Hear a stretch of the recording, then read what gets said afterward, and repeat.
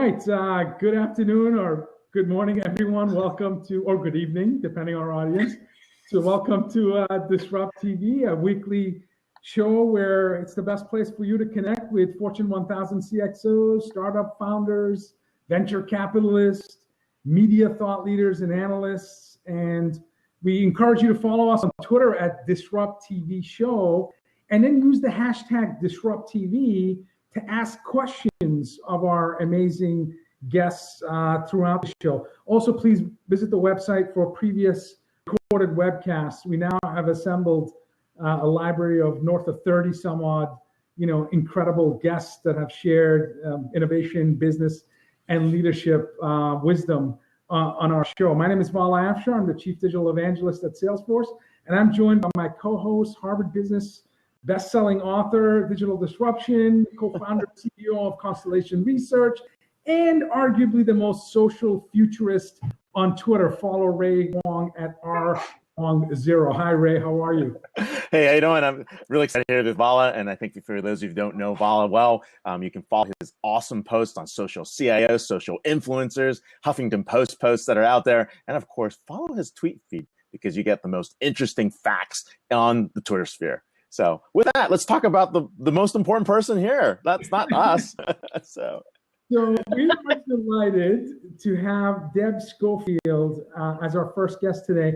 And I know Deb's not going to talk about herself, so I'm going to do that for Deb to introduce our amazing guest. Deb helps companies create and implement actionable, adaptable, measurable, and profitable innovation strategies. These are for some of the largest companies in the world to startups. And Deb's a partner at Glengarry LLC, early stage venture capital firm in Cleveland. She contributes to many books. I met Deb because I read a Harvard Business Review blog about the power of networking and connections, and it immediately resonated with me. And I had the good fortune, and of course, Deb's one of the kindest, biggest connectors that I know on social. Deb's been named the top 40 bloggers on innovation. So please follow her blogs and read her thought leadership. Deb's also recipient of the Barrett Hazelline Prize in Entrepreneurial Mentorship at Brown University, where Deb mentors entrepreneurship program, Brown's Women's Launchpad program, Social Innovation Fellowship, and much, much more. Follow Deb on Twitter at @DSchofield. Hello, Deb. Hello, Vala. Hello, Ray. So glad to have you on our show. Thank you. I'm glad to be here. We want to start the show asking you about Blue Lobster. What does that mean? And tell us a little bit about the concept and the theory behind that.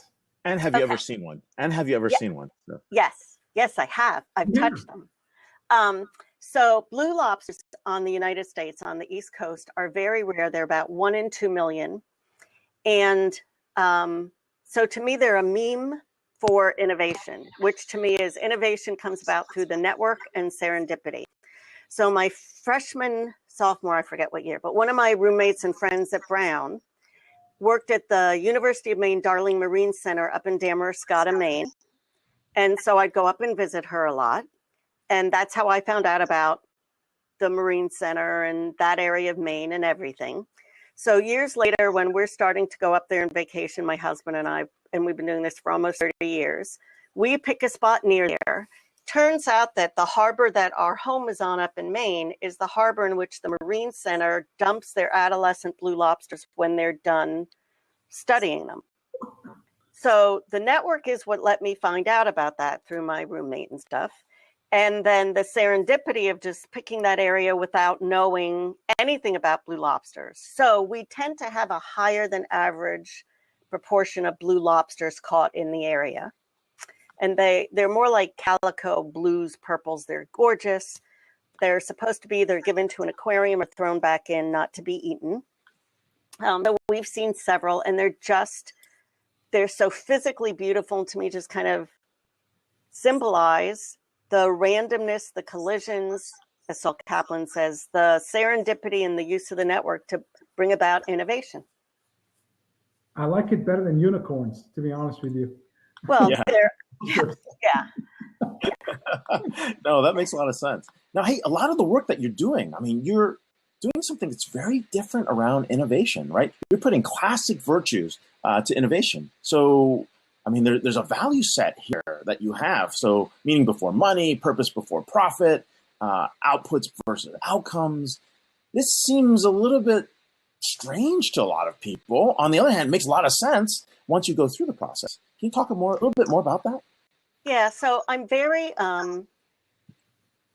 much into STEAM versus STEM. So even though I graduated from Brown many years ago, I graduated knowing how to program in Lisp, C, C++, Unix, the whole thing. So very STEM and techie, but I had a strong liberal arts backing. And, you know, you look today, it's all the soft skills, right? And not to be pejorative on the Valley, but there's a lot of really interesting, great brain power going around creating like the next Tinder instead of like something that could purify water cheaply and easily. So I think doing well and doing good are not mutually exclusive, but mutually reinforcing. If you're not doing well, you don't have the money to keep doing good. And so as you start looking at your business and innovation, what are the intents behind them? Why are we doing this? Are we doing it for the right reasons? Or I don't want to necessarily say wrong, but maybe more trivial. And that's where applying the virtues comes in, both in terms of thinking intentionally about why you are creating or doing what you're doing. Will it lead to the ability to create meaning and money and purpose and profit? Because in my view, if you are focusing on money and profit only, eventually you're not going to be having to do that because customers want meaning and purpose for them, whatever that means, depending. And so if you're not providing meaning and value, eventually you won't need to. It's kind of like if you don't have your value proposition done, you don't need to worry about a business model. So you're saying the value exchange is a very important piece of that, and to do that with purpose, right? And then the profit will come, right? Because if you have a market, you have a market, and the value exchange happens. And if you are, and purpose and meaning to me mean you're really providing something of value to them in the context and the constraints of the customer, not in what you'd like them to be.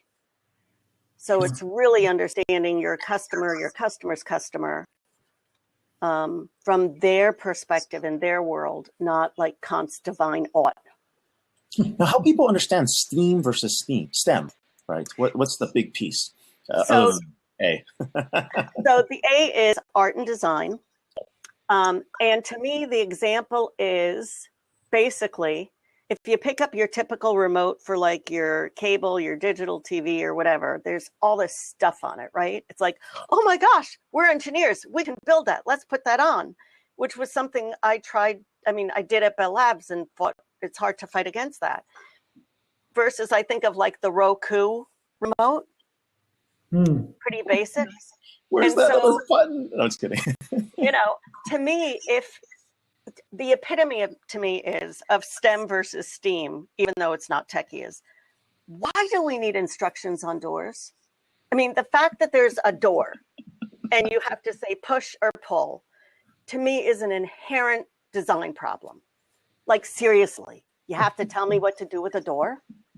Just don't put a hand on the other side. So to me, that's, you know, where does STEAM come in terms of physical design, user interface, user experience, all that kind of stuff. And so with STEM, you can design a lot of really great stuff that doesn't get used and doesn't really meet a need because you never took that into impact or into effect. I want to ask you about leadership and people. I know you advise from small startups to some of the largest companies in the world, some of the oldest companies in the world. And in some instances, some of the oldest companies in boring sectors in the world. But yet I have seen you help these organizations quadruple their revenue. And I know that you're the ultimate connector and you seek random collisions and you're all about people. Talk to us about advising people, whether they're in a small organization or large, whether they're in a sexy industry or not, and helping them innovate and achieve the results that they're seeking. What's the magic? What do you tell them? I don't know what I tell them as much as, I mean, I think the reason that the companies I've worked with have done what they've done is totally the people. So, and what it is humble confidence, I guess is a good way for me to say it, that they're very confident, but they're humble. So they'll admit when they don't know, they'll ask for help, and they give people the freedom to fail and try stuff. And so you can do all the processes. I mean, there's all that stuff you can buy, these systems, all that stuff. Fundamentally, what I've been blessed to work with in terms of my clients, as well as what I'll advise, is it's kind of like, when did the golden rule become the exception? I mean, it's some of that basic golden rule: treat others like you want to be treated. So if you want to have the freedom to innovate, what do you want? And it's trusting people. Like, I crack up when companies don't let their people use Facebook. Sure. Like, seriously, if you can't trust a 25-year-old to not go on Facebook, you shouldn't have hired him in the first place. And if you want people to act like adults, treat them that way. So to me, the advice from the leadership standpoint is walk the talk and give people the freedom. I look at my clients, and they're great at giving their people air cover. And when I look back at my own, so I was just out in Silicon Valley a week and a half ago with a very large company that wants to put in a mentoring program for their women, and they wanted to know what I was doing. Because one of my kids at Brown said I had a program, which I didn't, but sounded good. She thought it was a program. And it's that, my bosses gave me air cover, and they took all the blame and none of the credit. And put me in and taught me really well how to pitch. This is honestly 30 some years ago at Bell Labs. Sure. How to have your 30-second pitch even then, how to understand the audience. So it's all that kind of stuff that I think if leaders start doing with their people, starts letting them innovate. And also mixing things up, not being, like ops never talks to sales and sales never talks to marketing, and, We have a comment from Andrew Wilson, who's one of the top social CIOs in the world at Accenture. And he says all industries can be sexy. It's just harder to see it at the outset in some. So it's part of your advising, and also part of your investment thesis as a venture capitalist is to recognize humble confidence, but also help create humble confidence when you see extraordinary people doing exceptional work. It is. And so the first thing we always looked for in the VC firm is, obviously, is this an area within our bailiwick, which us partners have expertise and know, and we are pretty regional. And then the second thing was vetting the people, because, it's a no schmucks allowed kind of thing. You can have the greatest idea, but if you're a jerk, too bad. Let someone else spend their money on you, because it always comes down to the people. When I look at the boring industry, so my one client that's 100 and almost 70 years old, still family held in the United States, in boring old Wisconsin, in the paper industry, and they've made this stuff really sexy. And it's the leadership, unbelievable human beings. And it's also, I think, they know their customers' customers as well, if not sometimes better than their customers. And I mean, it doesn't get better than that. If you can help your but their whole approach to looking at things has really shaken things up. And I don't know why they're that way. They're just that way because they've been allowed to, they've been nurtured, expected. You're not going to get yelled at. I mean, there are those reasons, but. Well, then you aren't funding any of the nerd assholes we have out here in the West Coast VCs. No, although no. We're live, by the way. Wait, we're live. Well, wait. Yeah, Becca, are we on the PG-13 or the M model? Oh, this show's never getting syndicated. You don't quite have a monopoly on that. So much for the Bloomberg contract. Contract. There are still those here. And it was interesting because I was out meeting and talking with Carbon 3D, who I'm just in love with out in the Valley. And we're talking about Cleveland versus Silicon. And, you can't compare the two. It's different on so many levels, and you shouldn't compare them. It's apples and oranges, and that's not right.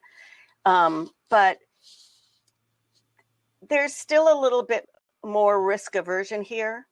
That said, I don't see a ton of more meaning, purpose-driven startups versus at the Valley, probably on a per capita percentage, which is a shame. But that's kind of why I just stick with a lot of the startups up at Brown, because a lot of them are doing good and doing well type startups. It is. And that's actually a really good point that you have this, actually Carbon 3D is really cool. The clip technology is very, very cool. So I get excited about it. I don't cover it, but that thing is pretty fun. It is. But the stuff that you're doing with millennials, right? And around Brown, I mean, there's a whole section here of some very interesting, purposeful, purpose-driven, actually, startups and entrepreneurism that's going on there. But what makes something different, right, with the millennials that you're working with? Because, millennials get a bad rep. It's like, oh, no, it's a millennial. They're entitled. They're worse than the baby boomers. And we typically, we don't look at age as that segmentation, but there's a lot of cultural values when you do age segmentation. And something about millennials has just really gotten people all excited. But you're seeing a different side. What are you seeing about different parts of some of these students that you're mentoring and some of the courses you're teaching? So bear in mind, I have to do the caveats. I am dealing with a self-selecting group of self-selecting kids, right? So this isn't the general population. Right. What? Right. The best and brightest at Brown. And of those, these are the ones that are in engineering, because I teach in the School of Engineering, and in social and regular entrepreneurship. And here's what I see that's different. They feel they have a right to change the world and make it better. And whether they do that through design and building, like in engineering, or through services-based stuff like in social, they're willing to try, they're willing to give it a shot, they're willing to fail and try again. And Brown also does provide you with a pretty safe place to try really weird, funky things and fail, and it's okay. Yeah. Several of them are managing their academic career while they're running a company, but they really see that they can impact the world. It's very much of, if I quote Martin Buber, who's a philosopher I love, I, thou, very much thou. So these kids really try to understand who they're designing for, rather than for themselves. And I just see a tremendous passion and open-mindedness to different ways of doing things, to different business models. And I love hanging out with them, because then I can bring those new ideas to my clients, as well as it's a talent pipeline. So one of my kids is going to work for Trek this summer, and through the fall, she's going to take a semester off. And that's really neat. But the millennials I deal with are just so passionate and caring, and they're going to make stuff happen. And I kind of feel things are kind of all right with the world if these guys can be left alone and do their thing. I've had the privilege of meeting some of the students that you've mentored, and they are changing the world, and they're doing it in incredible ways. But you also mentor women senior executives. And so how does it differ? What type of coaching would you give to a woman executive watching the show today who's looking to, advance and help personally grow and grow their organizations and companies? So back to what you said in the beginning, and this is just totally piggyback on my experience 2 weeks ago, which I'm still trying to process, is ask. I know they're real, and I saw real issues with women in tech in the Valley. And there's a whole discussion around that. But what I also didn't see was as much asking. So asking for what? Asking for, going to your management, your peers, and saying, I'd like to do this. Okay. Taking the initiative as opposed to expecting it to happen, right? Right. So, got it. Yes. So someone said to me they hadn't been promoted in ages. And my reaction was, then what are you doing here? Okay, yes, I'm not so love it. Tactful, I love the East Coast directness. No, I just had a conversation this morning with someone who's so West Coast passive aggressive. I had to pull it out of them. Why are we meeting today? Who sent this video of it? This is awesome. And then, you know, it's like, well, if you want to get promoted, you got to leave and then come back. And I'm like, guys, it's been that way regardless of your gender forever. Yes. I look at, so one of my students that's out at this big company, she hasn't even been there a year. Her visa is not going to be renewed. So they need to move her overseas. And we, you know, went through what she should ask for, et cetera, with her boss's boss. She asked and even more got offered. And I think most women, maybe it's people in general, won't ask. And, you know, what's the worst answer you're going to get? No, which is the same answer you're getting by not asking anyway. When you don't ask, the answer is no. Absolutely. Right. And I go back to, you know, and I bring it up all the time, the whole thing of you and me with Sydney and the Celtics. Yes. Right? My favorite story of all time. But go ahead. And I think I would just say to women that they need to be assertive or aggressive, whatever word, and to heck with what people think. And if they really want to do something, I also say ask forgiveness, don't ask permission. So I got hired into Bell Labs with a job. I probably did that job for like a week. And from then on, I defined my own jobs for the rest of my time at Bell Labs and AT&T. Wow. And I think you can easily do that if you just take the initiative. But Deb, you must have had lots of other women engineers with you, room full of support, right? Actually, you know, I was thinking about this. So I have to do all the caveats, right? I graduated from Brown in '82 at the ripe young age of 20. There were, I'd say half my class in computer science classes were women. My TAs were women. Then I go to Bell Labs and there were women doing coding. I mean, that class I came in with, it was probably 50-50 and we were all tech. We weren't, so, you know, there were a bunch of women around. I worked with even older women. I never sensed a gender thing. It's counterintuitive. I would have thought differently. I just published the top 100 most social CIOs in the world. Studies show only 10% of CIOs are women. You know, fortunately, in the social sphere, that's different. I believe 25% of the CIOs. But it's surprising. I would have thought that. So you're saying there's a decline in terms of, if you look at today, I don't think the ratio is 50-50 in a technology firm. So why do you think that is? You know, I don't know. And after being out there, like I say, 2 weeks ago, I feel like we have gone backwards. Yeah. So much. Now, I don't know why. I've read stuff like there was something in Forbes or somewhere that when there were a lot of women in tech in the 70s, and you look at some of the women that programmed the UNIVAC and all those things, when the PC came out in the 80s, it was marketed toward men and boys. Some of the first applications were gaming. Sure. And that started the shift. I don't know if that's true, but that's one of the theories. Wow. And I will say, when I talk to my female students at Brown who are in computer science, it isn't like it was when I was there. It is kind of macho and bullying and that kind of stuff. And, you know, they're trying to change that. But I'm just like totally astounded. And even young, no offense to some, but even guys in their late 20s and 30s have some attitudes. I'm like, where's this coming from? I see that. I love Andrew Wilson's comment. The new requirements of being a successful CIO scream for the skills that women bring to the table. And as you know, as a father of 2 daughters, I need this trend to change because my 10-year-old is trying to code, and I don't want her to have any disadvantage just because of gender. I mean, that just upsets me. So. Well, it was interesting. So when I was out there, one of the executives said to me that he had asked several of the women to help to mentor his daughter because she was like 12 and she was interested in STEM. So I did tell him, I said, you know, I'm just guessing a 12-year-old girl isn't going to really be psyched about networking and being mentored by a 40-year-old woman, but that's a separate issue. So I said to him, so whose daughters are you mentoring? And he said, you know, what do you mean? And I said, well, if you feel this strongly, what young women here in your own company, what women working for you are you mentoring? You want someone to mentor your daughter, but what are you doing to mentor other people's daughters? And he just kind of looked at me and I was like, you know, walk the talk. It's not that hard. So I think we should have a dads with daughters mentoring program in companies. I'm in. We'll count it in. I mean, Wow. I mean, Deb, I'm going to take that back to Salesforce. I'm serious. Awesome advice. Thank Awesome. you.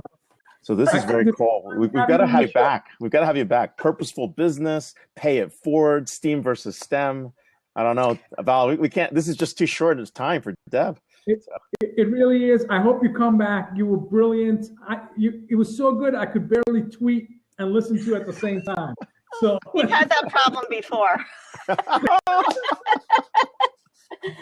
Thank you, guys.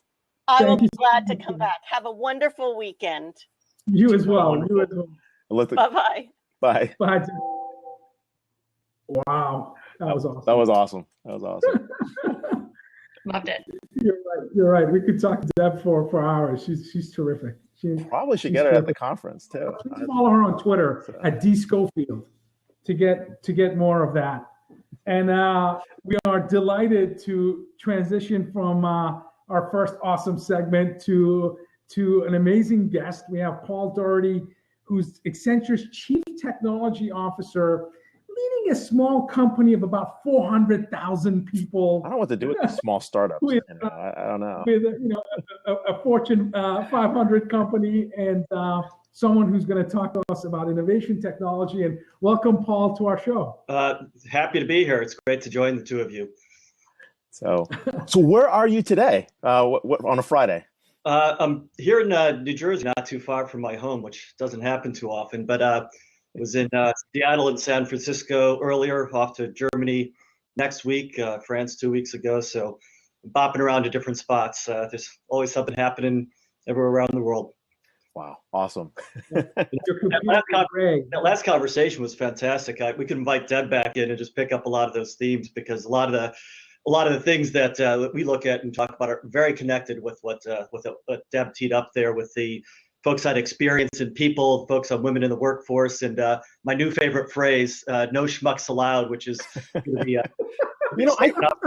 I think you should put that on the website instead of people first, right? I mean, no schmucks allowed would actually self-segregate all the things you needed, and then the people would come. I mean, why put people first up there? The only other thing I need to correct, though, is being from Wisconsin, I need to correct this image of Wisconsin being a little slow. But other than that, good.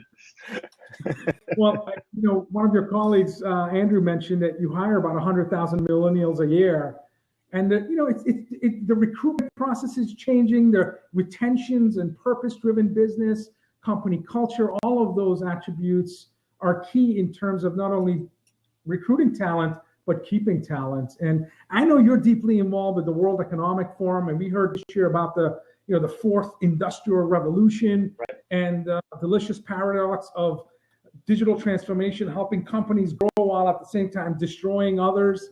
So we're interested to learn about the Accenture technology vision, and you're the CTO. So, I suspect lots of pressure on your shoulders, wide shoulders, to articulate and share that vision. So if you could talk to us a little bit about that. Yeah, I'll start and give a little bit. My friend Andrew Wilson is on the phone here. Was a great collaborator this with me, or on the blab here with me. So Andrew's a great partner in developing and talking about the vision as well, and also living the vision in terms of what he's driving in Accenture, which is really an amazing application of technology, consistent with our vision. But the backdrop of why we develop the vision is what you're just talking about a little bit. Is we're a $30+ billion company. The last 6 quarters we've been growing double digit, and we're generally the technology that our clients are demanding now in generally didn't exist several years ago, because the technology is rotating so fast. So if you think about it, we've got to create to add 10% growth on top of 30 billion. We've got to create a $3 billion startup every year, generally in new technology, as we're rotating our business to new technology. And if we look at our business, we would say, 40% of what we do, so almost half now, is the new stuff. That's it's digital, cloud, cyber, the new stuff that's come along, and that's part of the backdrop for why we do the vision. Part of this is about how do we steer our business to in this incredibly fast-changing environment we're in, and then the vision's also for our customers, to help our customers, give them some insight to better steer their business. And we try to do a little bit of a different take on it, because I see the same things you guys see all the time, which is, the trend list from whoever, which you'll say cloud, big data, IoT, analytics, whatever the list is. It's the same sort of things. And the way we put it together, we try to incorporate that stuff, but then put it in a frame that allows a business person to think about, how do I make different business decisions in a world where that stuff's happening very fast? And that's kind of what's behind our vision. Wow, that's pretty wild. Now, how do you start this, right? I mean, do you take all the inputs from what's going on out in the field? Do you survey your clients to get to that part? Is it coming from some of your internal thought leaders? I mean, you got a big labs team as well. What happens? How do you bring it all together? Because I mean, the themes you put out there, I mean, they're not just like a small technology. You're talking about business models here. Yeah, that's great. That's exactly what we're trying to hit, is those, the transformation around business models and how technology enables that. So we do a lot of things. We try to, we're leveraging a lot of the things we talk about in the vision to put it together. So it starts with our labs and our researchers. They're always thinking about this type of stuff. And we got labs in the Valley and all over the world as well, wherever the spots you'd think you'd have technology labs. And that's part of it. But we also have a vision advisory board, which is some of the smartest people we can find that come together and graciously give us a couple days of their time throughout the year for us to get their insight into where things are going. And that's hugely valuable to us. And a lot of those folks have been with us for a while in developing the vision. And then the other thing we do is internal and external crowdsourcing, which is really we've done for the last several years, and is a fantastic way to get insight, because our team and a number of experts can give you ideas, but when you can get thousands of people contributing ideas, and then you get the cross debate among people saying, no, that's not right, or no, that's almost right, but this is how we see it going, or here's an example of how we see this happening in India or wherever they might be. You get to have a tremendously rich discussion, and that's really what goes into the vision now. And as we've shared the vision with clients, we have more clients who say, I want to be part of that next year. I want to help you shape it. I want to see how you do it. So we have more and more clients who are part of that shaping process too. And this is something we don't just do for a couple of weeks a year and then publish in January. We work in it year round. So we're, right now we're kind of actively doing part of that process and thinking about, what the messages are going to be for next year when we put out the new vision. Wow. So this is like constant thought leadership, constantly being updated, inputs that are coming in. I mean, at some point these are live trends that are happening for you guys. Yeah. And it has to be that way, the way we see it going, because I really admire the work that the two of you do in synthesizing and looking at where technology is going. I think you'd agree that we're in this exponential period of change with technology, and we're at the lower end of the exponential curve still, with a lot more to come. And in that kind of environment, innovation's continuous. You can't just do it once a year, which is why we're doing it. Why we're doing it continuously, and why we look out ahead the way we do. And the thing that I observe that we see in our vision is, and that we believe generally, in our business, is our clients are stuck a little bit. Companies generally, not just our clients, but companies are stuck. And we don't have an innovation problem, even though we're at the lower end of the curve and a ton more innovation to come. Companies haven't adopted nearly enough of the innovation that's already there today. So we have an adoption problem in companies generally, not an innovation problem. And that's what we're trying to address in our vision as well, is to show people, the pioneers and the leading lights in adopting technology, so you can adopt what's there today as a way to position yourself, for what's coming going forward. And we talk about this idea of digital culture shock, which is where a lot of companies are. We're in this digital economy, and a lot of organizations know that there's a lot more to do. They know they got to move fast. They see the competitors, new entrants coming in, and the unicorns, challenging their business. And it's, how do you move fast and what do you do? And the variety of options is creating this digital culture shock, which we're trying to unlock. Do you have a sense, Paul, that part of the stuckness is that the ratio of digital immigrants to digital natives far outweigh the immigrants, and it's just the velocity, the complexity, and the fact that there's that internal inertia not to experiment, So again, with a company like Accenture, who's fortunate enough to hire 100,000 millennials, you have an advantage because you are shifting towards majority over time of digital natives. Yeah. So they're comfortable being social. They expect mobile. They want things on an app. They want the consumer experience to be in the B2B and the enterprise. How do you get unstuck, I guess, is what I'm asking. And what's the reason people are stuck? Yeah, well, I'd qualify stuck by saying I think everybody's trying to do a lot. So it's not that anybody's sitting there doing nothing. It's a question of, Right. how do they move fast enough and take the bold moves is kind of where they get stuck. And that's why we talk about this a little bit in the vision. One of the things we talk about is this idea of liquid workforce, which we believe is one of 5 trends we talk about in the vision, which we believe is a really important one, which is thinking about your workforce very differently. And this is talk about the culture change that we need in the organization, because we believe that what we need is a board and CEO driven culture change that, to drive more innovative culture from the bottom up. You can see this at companies like GE with FastWorks and some new things they're doing to, to run the business in a new way and innovate in a different way and bring different ideas in the company. But that's, and changing the culture like that through some very tangible, discrete ways that your organization, so it unlocks the ability of your organization to do more, is one of the things we're talking about with this liquid workforce idea. And the other is thinking about even your workforce in different ways going forward. Because I think the other thing we're seeing is a trend where more and more of the talent in the marketplace aren't going to be your employees. I think the stat that I saw was about 50% of the U.S. workforce will be contingent and contractor labor within a couple of years, which means you might need to go to Kaggle to get the best data scientists. You might need to go to Incentive to get the right innovation. You might need to go to Topcoder to get the right app builders, or Applause to get the right testers that are available. And that's the manifestation of the Uber economy into the way that a lot of our organizations work on a broader scale. We're looking at that aggressively in our business, and aggressively, how do we shift to more cloud and crowd talent models in terms of how we run our business, which we see as a great opportunity. So those kinds of ways of really thinking about your organization differently are important. The other thing is thinking about, how do you move from the old industrial view of what a company is to what a digital company is? I think a lot of us, we read the management books of the 80s and 90s and still think about those. And it was designed around a hierarchical company where you needed a lot of people to process information, and everything revolved around that, the performance and reward systems and everything else. And in the digital economy, you don't need that. You have line workers empowered by technology and automation who can do a lot more. And you have leaders who can get instant access to the predictive analytics. And you have to rethink, what does that middle of the organization look like? And that's key implication that we see changing as well, powered by new tools and new capabilities. What was really interesting about that last conversation is you took some of those trends that you talked about, liquid workforce and platform economy, and actually mashed them up in what you're doing, right? Think about it, right? You got that network and ecosystem of work that's coming up that's within the Accenture network. And you've got this fact that, hey, some skills might not even be within the Accenture network, which is pretty powerful, right? As an example of like how fluid what we're doing. But let's hit on some of these trends. I mean, let's take one like digital trust, right? That one, or predictable disruption. I mean, those are 2 hot boardroom topics that I keep hearing.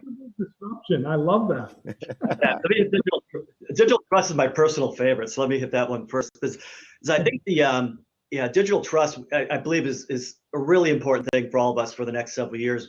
And the foundation of digital trust is cyber and keeping your customers, your business partners, your employees' information safe. That's the basic level of digital trust, is taking good care of the things that you're entrusted to. But too many companies stop there and focus just on that layer of things. And we believe that the way that you think about your customer relationship needs to be fundamentally different in the digital age to engender the right amount of trust. Because what we're asking customers to do is give us much more invasive personal information. Think about the quantified self, the medical information, the highly personalized information. As you go to platform-based B2B business models, the critical business information that companies are exchanging, it's about trust. And if you want to do these things and implement these business models, you need trust. And if you're coming from a digital age that we've been in, where what you're optimizing are click-throughs, let me throw up a bigger button on the right part of the screen so more customers click. I don't believe that's the right mentality for the world we're going into. And fundamentally thinking about relationships and how you're driving digital behavior, your digital policies and ethics become critical. So what we're getting at in digital trust is the movement of ethics and new forms of customer relationships into the digital sphere, because we believe that's going to be a differentiator in these new business models and new platforms as companies go forward. And that sets you up for the conversation about how much privacy do you want to trade for convenience, how much privacy you want to trade for security, and it creates those frameworks. We don't have digital ethics. We're entering a digital world without digital ethics, and it's scary. So well, and it's, I mean, these are familiar examples, so you guys have heard this before, but the The intelligent automation, the other trend we talk about, takes that to another level. So think about the self-driving car now, and you've all heard this car versus school bus story. Yes. So if you have a self-driving car and a vehicle, a school bus, whatever that is not autonomous, and there's a collision coming, your car is the one that can make a decision of what to do. Does the insurance company make the decision to keep the car safe? Maybe does do you make the decision to keep yourself safe, or does society make the decision that we save as many lives as we can? And that's maybe an inflated example of it, but we have thousands, probably millions of decisions like that to make as we design these new services around IoT and what we're calling intelligent automation. And I was hoping for option D, which is send the car out without me and let them hit. Yeah, well, I want anticipatory analytics, right? Let's say you're going to die today, but if you get out of that car, everyone's going to be good. Go for it. Take that action. What do you want to do? Well, what you may have missed is last week, Ray was in his new X SUV, Tesla. And so he's keenly interested in all the tweaks of the autonomous algorithm. Yes, the autopilot. driving his experience. My final question to you, Paul. Okay, so you have these 5 trends: intelligent automation, liquid workforce, platform economy, predictable disruption, and digital trust. By the way, I encourage all of you who are watching to go to Accenture website and look at the report. It's extraordinary. How can businesses react and take advantage of these trends? Because frankly, I have a good fortune of working for an incredibly innovative company, and I have an opportunity to speak to CXOs on an almost daily, certainly weekly basis. And very few are talking about business model innovation. It's a lot of talk about modernization of existing infrastructure, incremental improvements, but not a lot of big thinking about the next Uber, Airbnb, Netflix, new revenue streams from places they've never looked before. What advice do you have to CXOs watching the show today? I think the big thing I'd kind of leave you on that is the overall theme we have, which is this people first theme, is we believe that it comes back around empowering the people in the right way. So it's providing the workers with the intelligent automation, and examples like assembly line workers that we're equipping with mixed reality so that they can do more highly skilled labor and be more effective, as an example. And getting that culture of the organization right, the leaders embracing the right view. And that's what's going to be required to then, give the organization enough confidence to think about how does my business change, how do my, the business models shift to the new. So I think this people first theme is what I'd encourage everyone to think about, because too often we think about the technology. How do we get the tech right? Where's the cloud? How do we build the right platforms? It's about the people, and thinking of how about people in your organization drive that, and then how you take an outside-in perspective, which was what Deb was talking about, to think about what customers and your partners want outside in, rather than thinking about your capabilities inside out. And the final plug I'd make is this women in tech thing, completely unrelated, but a little bit of a sequitur from Deb, is hugely important. And I think we as leaders, everybody on this call, can make a big difference in that. And when I graduated college, 35% of women were computer science graduates were women. 2 years ago, that was 17%. So the rate of graduates is cut in half since I graduated. What's going on, Paul? Why? There's a lot of factors, and there's organizations like Girls Who Code, which we've created a national partnership with, which are doing phenomenal work, and others, Code.org, others are doing work in this area. And it's up to us as leaders for making that unacceptable and creating the right conditions so that women, I have two daughters who are in tech and 2 sons as well, making sure we do the right things for the next generation, and for the women in the workforce now, we're doing the right things to make sure we're creating that balance, because as Andrew said in his comment, that's what we need for technology. We have better tech, our tech industry will be better, our tech organizations and our companies will be better when we get to that better balance. So that wasn't the last question you asked, but I did want to make a comment on that before we stop. I thought that was awesome, Paul. Vala, I think maybe at some point we can set up some group together to get this going, because I think between our viewers and the people out there, there's something here. There's something we can contribute to that. If it's already there, happy to help out. And if there isn't, maybe we should bring people together for that. Yeah, I would love. Certainly, Accenture is demonstrating leadership in this space, and I would love to learn more. I took Deb's feedback, fathers with daughters who mentor. I think it's awesome. Yeah, right. And again, I have a vested interest in this. It pains me to think that my daughters would have certain barriers just because of gender. That's just not acceptable to me. So, Yeah. So I agree. I would love to learn more and throw my hat in the ring in any way I can. And I know, Ray, you have the same passion for this. I have the same passion, and yeah. Okay, All right, maybe cool. that's another topic for another time. Thanks for having me on. I really enjoyed it. Hey, this is great. We'd love to have you back. So, Absolutely. Okay, bye-bye. Bye-bye. Common theme here, Ray. It's about the people. So you can talk about technology and shiny objects and strategy and all that. But at the end of the day, great companies consist of great people. So can't lose sight of that. excellent. Now, And speaking of great people. Wait, before we go anywhere, I support the idea of having two daughters and no boys. I am a staunch advocate of like women rising to the top of the leadership chain by far. And I had a conversation with my daughter's principal in school that I almost ended up in jail on that one. But yeah, that's a different story.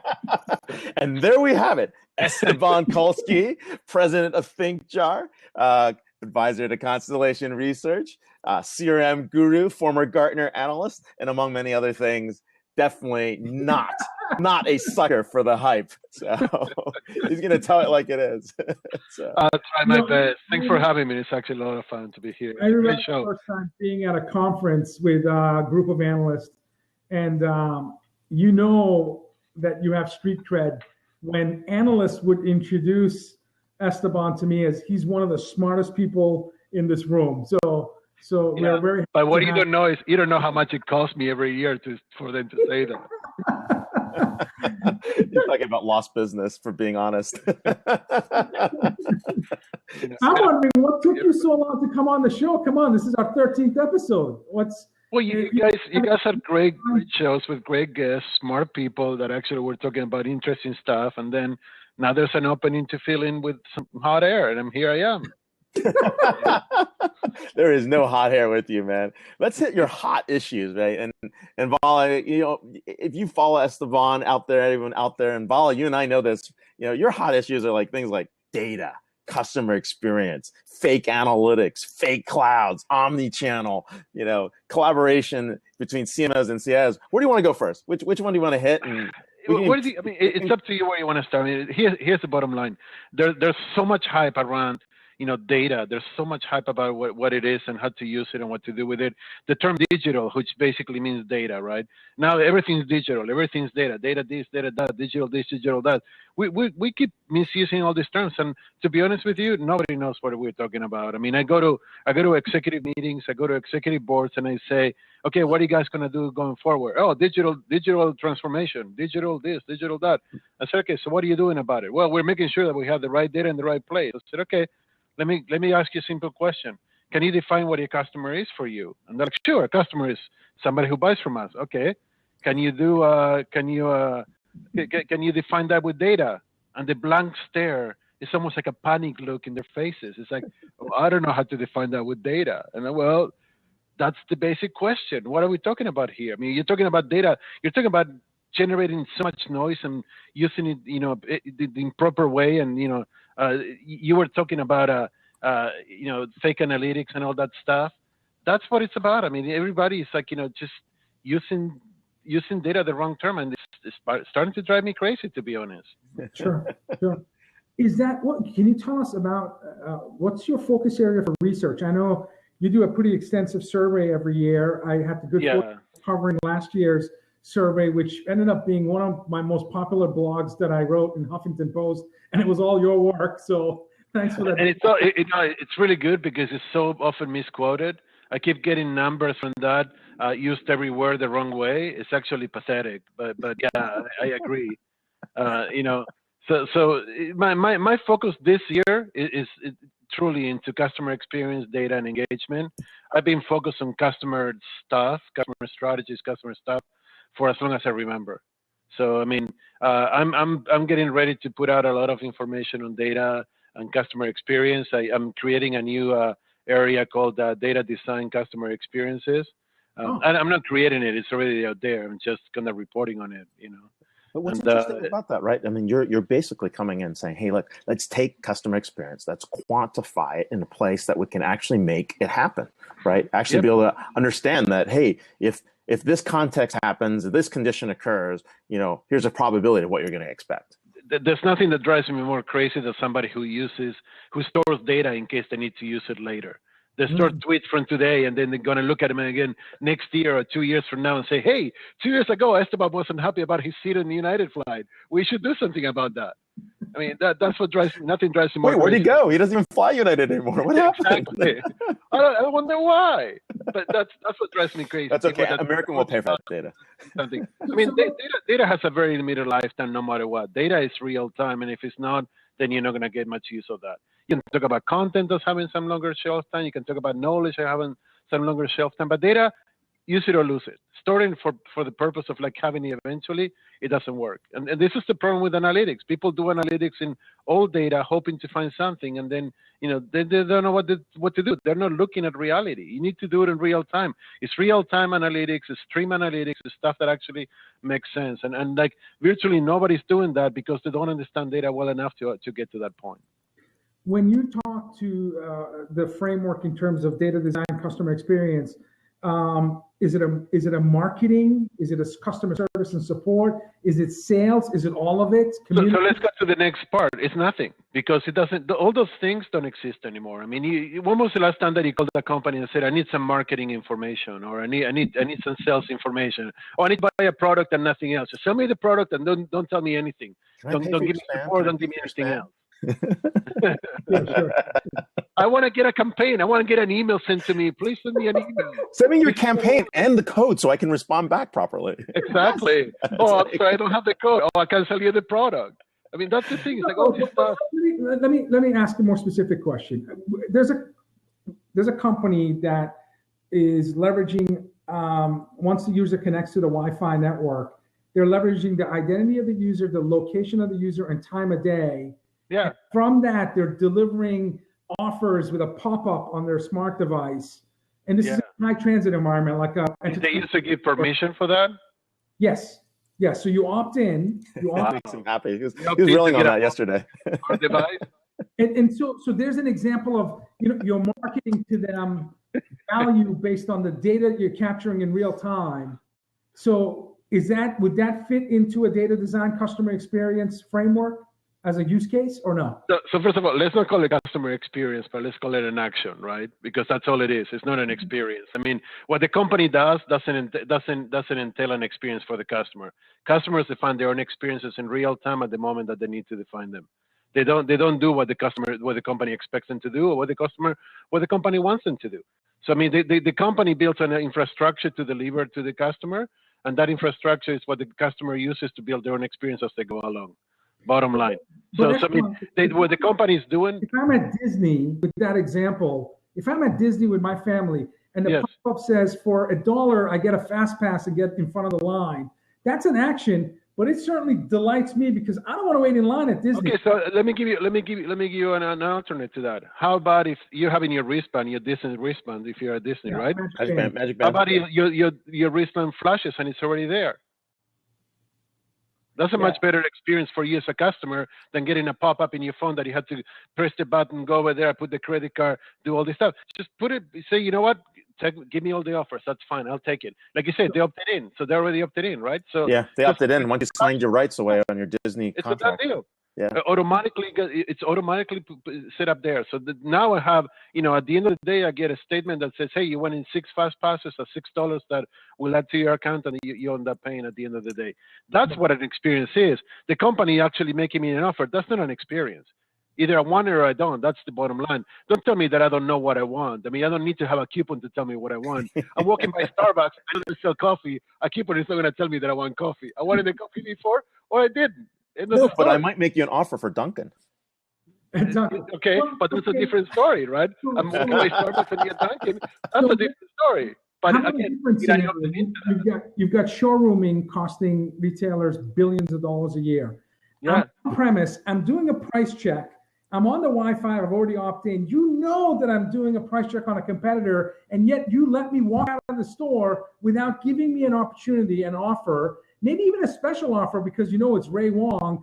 And as long as he tweets about the offer, it's even a bigger offer because he's got a social presence. Why can't we do real-time offers to combat showrooming when you have the identity, location, time, and the websites that the person on premise is checking? Because you're not delivering the value to the customer that you believe you're delivering. I mean, it's all about value. Customers define, their own value, and you give them a coupon when you think it's the right time. It's not the value that they expect to. I mean, yes, you might be delighted. Let me change that word. You might be surprised, pleasantly surprised, okay, right? But it doesn't mean that you're delivering value to me. I mean, I'm showrooming because you don't have a competent person in your staff that can answer my questions. I'm showrooming because you're not displaying the prices of your competitors next to your products. I mean, I'm showrooming because you're not giving me the just going there because I need to see what the product is so I can buy online. Exactly. I mean, I order Amazon Prime stuff like 4 times a day. They come between today and 2 days from now. Why do I need to? Yesterday I needed a new battery for my lighting system for this camera, wonderful camera system that I'm going to throw away because it's too much definition. But I needed a new light, right? I need a new battery. You're getting too close. Like you can see everything. It's actually stuck. I needed new batteries. I went on Amazon at 9 in the morning, and I actually ordered 2 batteries. By 12 o'clock, I had the package outside. That's Why awesome. would I go to Best Buy? Yeah. Which I used to go to. Pretty soon it's going to get dropped by a drone. It'll be like 10 minutes. I'm fine with that too. I don't have a problem. By the way, do you know how hard it was for me to find a picture of you with a tie to promote the show? You should go to the European shows. I always wear a tie in Europe. Some show Milan might have him in a tie. We won't name which one that is. But conferences, I want to know about your plans. It May CRM Evolution Customer Experience Conference. Can you talk to us a little bit about that? I know it's in a couple of weeks. Yeah. So in May 23rd to the 26th, we're in DC. The Customer Service Experience and the CRM Evolution conferences co-located. I'm running the Customer Service Experience. So if you come over, don't worry about CRM Evolution. It's a really bad conference. Hey!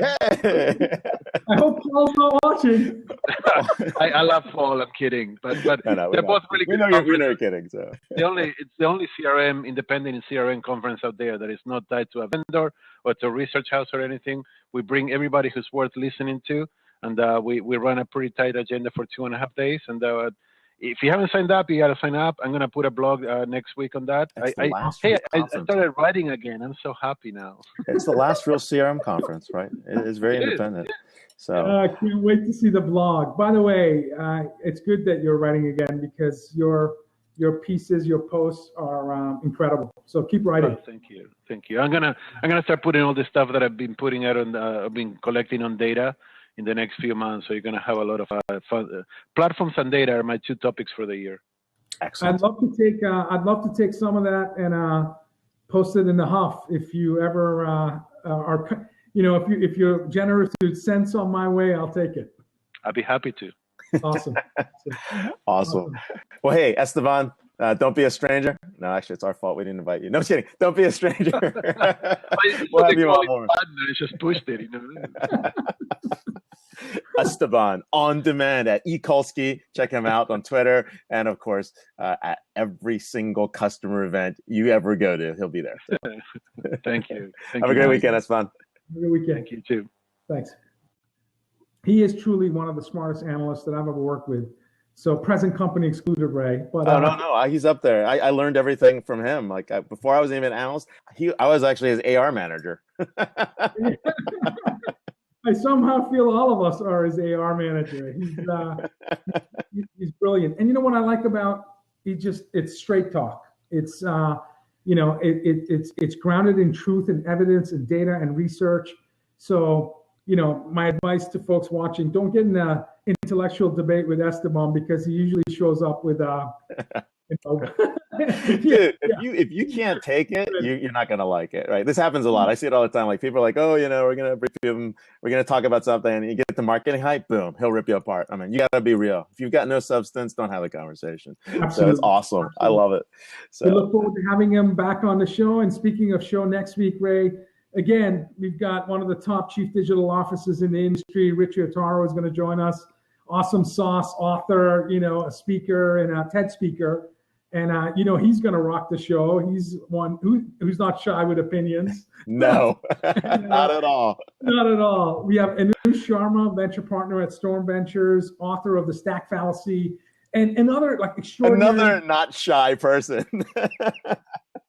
Another not shy. So, I'm telling you, I'm going to wear my seatbelt next week because it's going to be a ride of opinions, grounded again in some incredible insights. And Isla D'Antonio, I think, is she's going to be doing the perspective of what's going on the marketing side from One-to-One Media. So that's awesome. The other thing I wanted to mention before we go off the air is in June we're going to be DisrupTV is going on the road. We're going to be in New York City, and we have an opportunity to interview some of the top thought leaders, business leaders in the world, including Arianna Huffington, Gary Vaynerchuk, Billy Beane, Moneyball, someone who had Brad Pitt playing in the movie, kind of cool. I love that story. Which will no, Brad Pitt's not standing in for me. I want to have like Danny DeVito for me. Seth Godin, Simon Sinek. We're gonna have our DisrupTV anchor studio at Sales Machine Conference in New York City mid-June, and it's gonna be an awesome show. So we hope you tune in. We'll be promoting it very shortly as we get closer to the event. Thank you to our producer. Again, another extraordinary show. None of this would happen without you. And really thank everyone for watching. Ray, I don't know. It feels like wait, don't tell me on the road, live outside instead of the Chase Arena, they show up somewhere, right? We're gonna be out there in New York, so this is gonna be fun. I think it's one of the piers. It's this is gonna be a very fun event. So looking forward to seeing everyone there. And if you're going to the event, please stop by and say hi because we're definitely gonna have the show out there and definitely a place to connect. So. It's going to be an amazing show. Again, the truly a group of celebrities and thought leaders, and we're fortunate to be able to have an opportunity to talk with them. Thank you, Deb. Thank you, Paul. Thank you, Esteban, for an extraordinary show. Thank you, Andrew Wilson and others who commented throughout the show. And we really appreciate everyone's engagement. And we'll see you next week. Thanks, have a great weekend, bye. everyone.